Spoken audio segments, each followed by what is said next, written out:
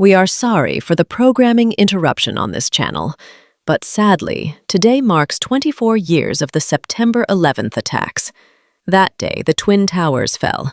2,976 human lives were lost, and thousands more were injured. It was a tragic day that shocked the United States and the entire world.